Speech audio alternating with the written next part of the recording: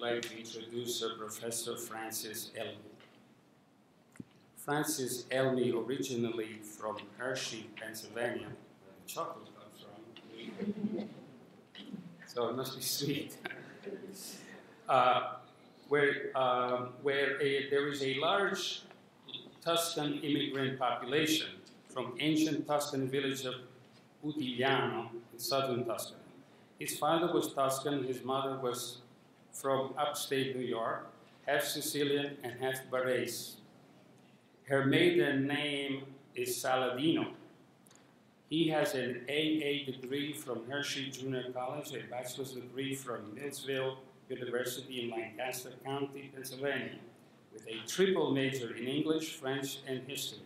He has a master's degree in English from the Pennsylvania State University and a Ph.D. in educational sociology from New York University, with a concentration in higher education and community and counseling.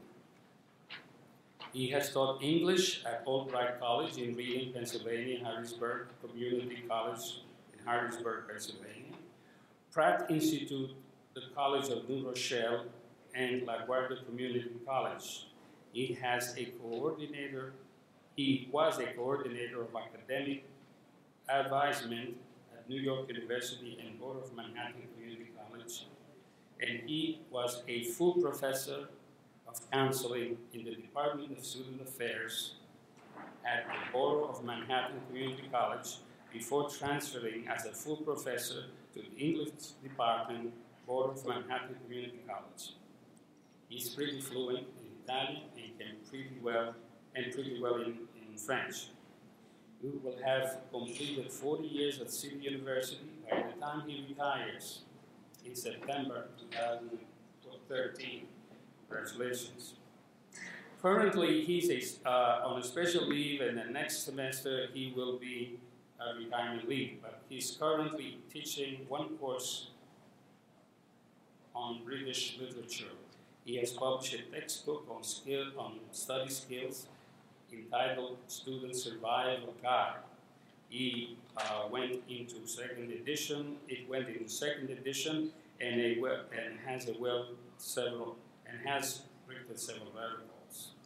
In addition, he wrote The Invisible Minority at the Calandra Institute, where he was a Calandra Fellow. It's an honor for me to welcome Mr. Elmi.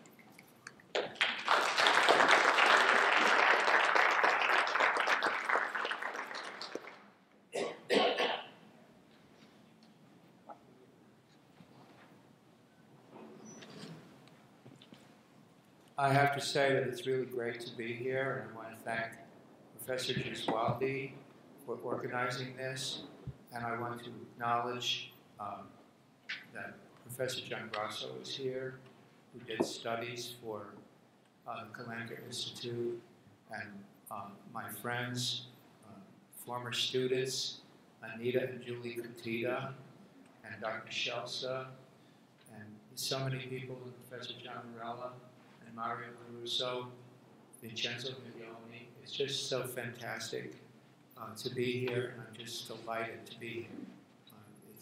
It's like old home week for me. I just want to say that my presentation is going to be sort of partially a memoir and partially history. Some of the history you've already seen, and then I'm also going to talk about the fact that I have this sort of theoretical explanation as to why we are in the state that we're in at CUNY. In other words, being discriminated against. This presentation is a personal and institutional history in the professional world of higher education from the perspective of a member of an invisible minority, namely Italian Americans, as we as an ethnic group attempted to become visible in a quest for equal treatment by gaining affirmative action to assert our rights at CUNY.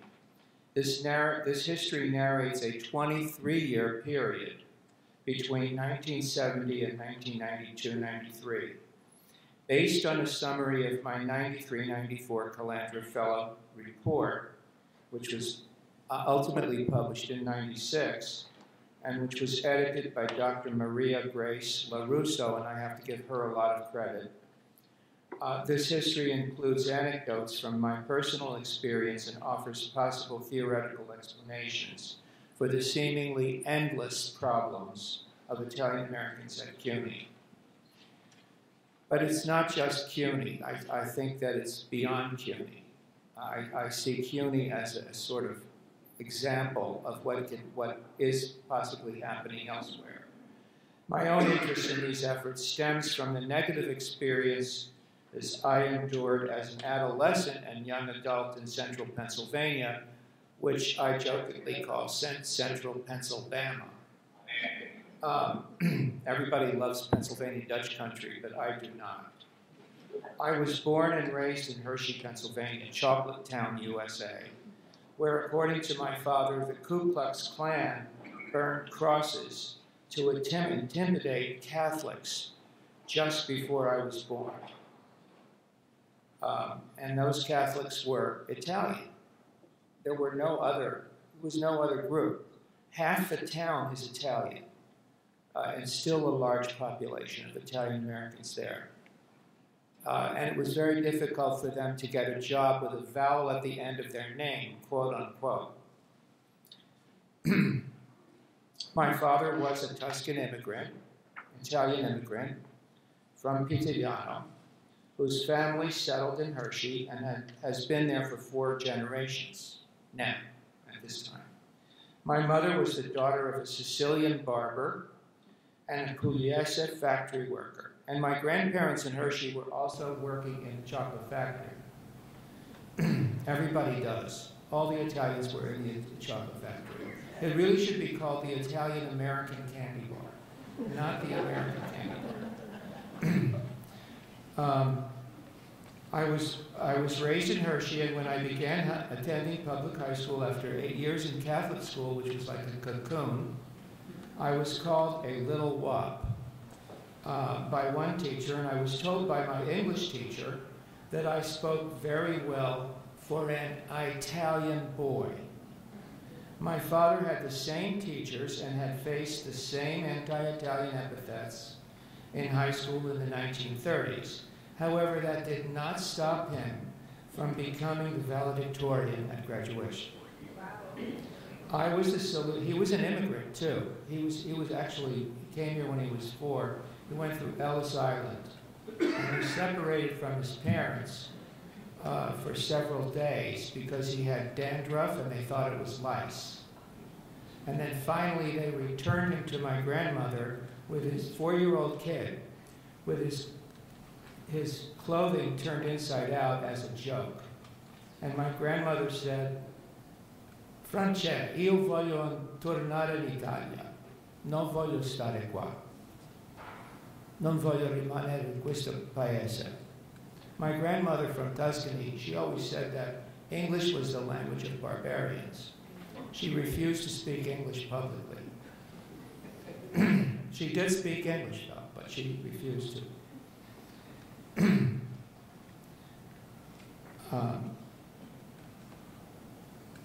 In any case, I was the salutatorian of my high school in the next generation.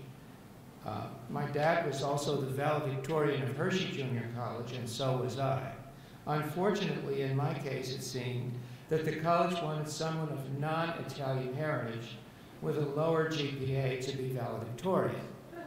My father had to telephone the college, and because he was influential by that time, and called their attention to my 4.0 GPA, and then I was ultimately chosen valedictorian. He must have been quite convincing, knowing my dad. Unfortunately, in my case, it seemed that the college, was biased, therefore. During seminar in front of my classmates at Penn State in graduate school, the professor asked me what kind of a name is Elmi. I answered, American. I was born in the United States. But that did not satisfy him. He responded, "No, I meant, what is the European origin of your name?" I said, "Italian." He retorted humorously, "Oh, another peasant from off the boat." My response to that was unwisely caustic. I don't even want to repeat what I said. But he still gave me an A because I wrote a good paper, and I don't think he wanted to tangle with me anymore. When I moved to New York to attend NYU for my Ph.D., I never expected to encounter similar treatment, since I always saw this city as the supposedly liberal bastion of America, home of the Statue of Liberty and Ellis Island. Unfortunately, this history will show my naivete. In my Calandra Fellowship report, The Invisible Minority, A History of the Italian-American Struggle for Justice and Equality at CUNY, with an executive summary by Dr. Joseph Scelsa. And I want to thank Dr. Scelsa for helping me and getting me through this project years ago, and for all that he's done for the Italian-American community. In my report, studies showed that there was a pattern of negative perception of educational professionals towards Italian-American immigrant students years and years ago when the immigration first started. Jane Addams, the great advocate for immigrants in Chicago, noted these negative perceptions and tried to ameliorate them prior to World War I through creating an environment friendly to immigrants with events tailored to their respective home countries' specific culture in her Center for Immigrants at Hull House, which is now located on the University of Illinois campus in Chicago, and you can go and visit, and you should. This was in an 1897 publication quoted by Moquin in 1974. Hull House, for me, is a sacred place. That's for me. Therefore, I took my family to visit Hull House out of respect for Jane Addams' work for immigrants. Italian immigrant children at that time often had to quit school or were truants from school in order to work to help their families.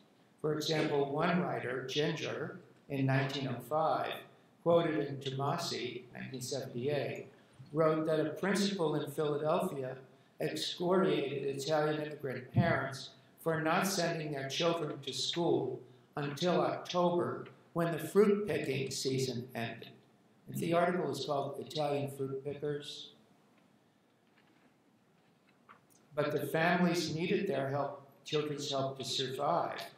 The schools were very insensitive to their needs.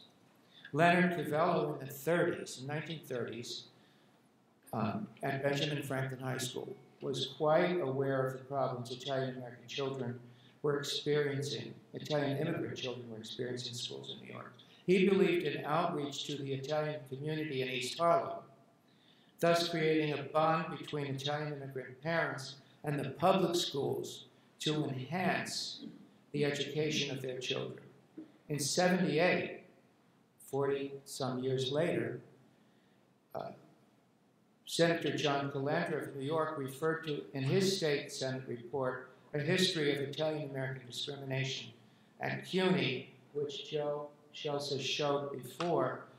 He referred to Covello's research in the 30s, which addressed the problems of truancy and a high dropout rate among Italian-American public school students and their need for guidance. They didn't get much guidance at that point.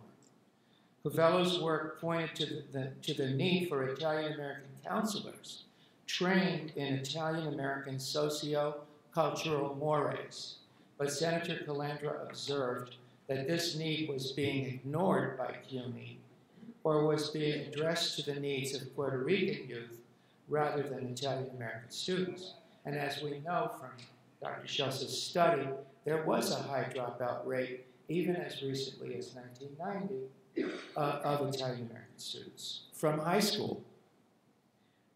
When I began working at Borough of Manhattan Community College in 1973, along with my colleague, Professor John Morella, who was here, my best friend, who's been through all the same horrors that I've been through, I began to see the needs Senator Calandra's report was to refer to, and this was now 5 years later that he wrote this report. I'm talking about 73. Calandra wrote his report in 78, but I began to see the need of Italian-American students who were complaining that they were not receiving equal treatment and obtaining financial aid, yet they also were, their families were paying their fees. So it was inequitable. They weren't getting counseling or having enough role models from their own background among the faculty, which I think Dr. DeSimone also is saying in a way, because role models are important for students to see someone who might look like them or who has the same cultural background. It's helpful to students. It's welcoming for students. I never felt very welcome at CUNY. I feel more welcome now, but I'm retired. Because of open admissions instituted in 1970, there was a large influx of minority students, among whom was a surprising number of Italian-American students who were taking advantage of the new admissions policy, as well as free tuition.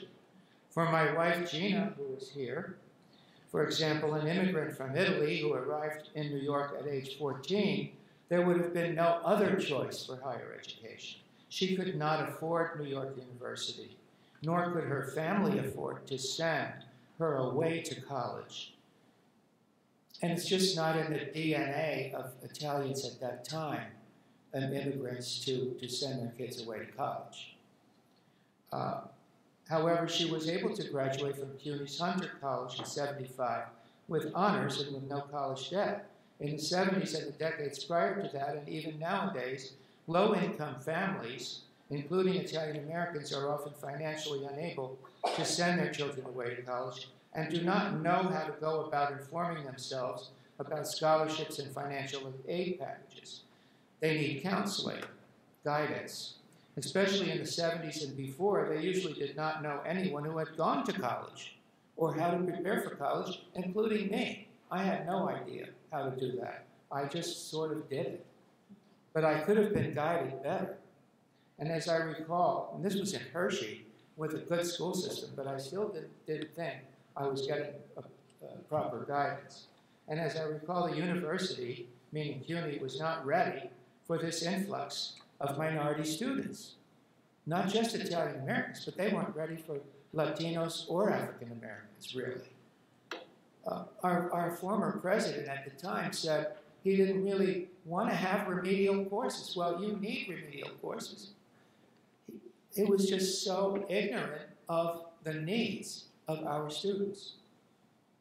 And there were a large number of Italian American students whom they seemed not to expect or to know anything about.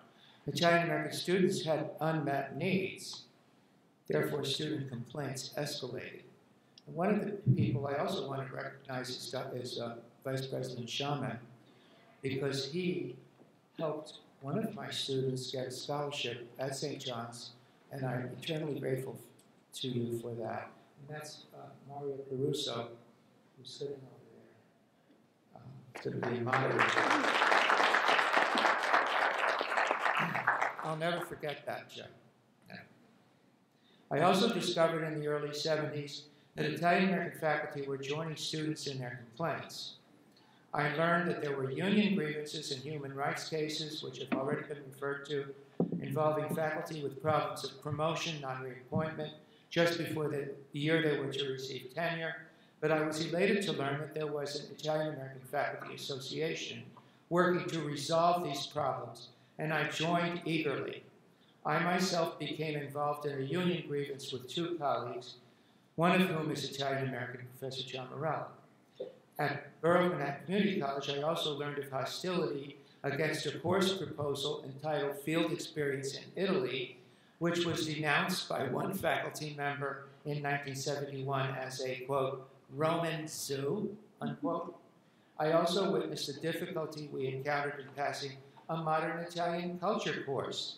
in faculty council when another faculty member asked how there could be such a course when Mussolini was the leader of modern Italy, thus ignoring every other aspect of modern Italian cultural accomplishments, Fellini, etc., 30 or more years after the end of the Mussolini era. Both courses eventually passed, and the Field Experience in Italy course has been offered every summer for several decades, with Professor John Morella as the instructor and coordinator of the program in Viareggio. This has been a great success, and it's put the college on the map. But it's really been a stunning achievement to get this done. As a result of these problems among students, faculty, and Italian studies programs, Dr. Richard Bassone, who has disappeared from the scene, I have no idea where he is, a great champion of the Italian-American cause in the 70s, emerged as president of the Italian-American Faculty Association to creatively address these issues. I was vice president for a short time. Dr. Bassone, a professor in the grad school of CUNY, began negotiating with CUNY Chancellor Kibbe for affirmative action status using a series of legislative hearings, Italian-American community group support, statistical studies by the Italian-American Faculty Association to prove the need for affirmative action. Community groups also did research and published studies and made public statements. For example, Judge DeFalco of the National Italian-American League to Combat Defamation and Dr. Joseph Faltutti under the umbrella group Coalition of Italian-American Organizations, as well as the incredible Mary Sansone of the Congress of Italian-American Associations, known as CHOW at the time. The Faltutti-DeFalco report was a title which is self-explanatory. Discrimination against Italians is rife in all areas of higher education in New York. That's some statement, some title, focusing on the inadequate number of Italian-American faculty at CUNY. Faculty Association studies included the 74 report, which we worked on, Professor John Grasso worked on, the status of Italian-Americans at CUNY, and the 76 study, Italian-Americans, the neglected minority in CUNY. These studies and later studies showed a very low percentage of Italian-American faculty, ranging between 4 and 5%, compared to 20 to 25% of Italian-American students at CUNY. I myself, along with Professors John Morella, John Grasso, Gioia, Ceccarelli, and others, including Dr. Scelsa, as a student, at the time helped develop the data for these studies. Finally, after several years of struggle, and after Chancellor Kibbe was reminded that federal labor regulations forbid discrimination based on religion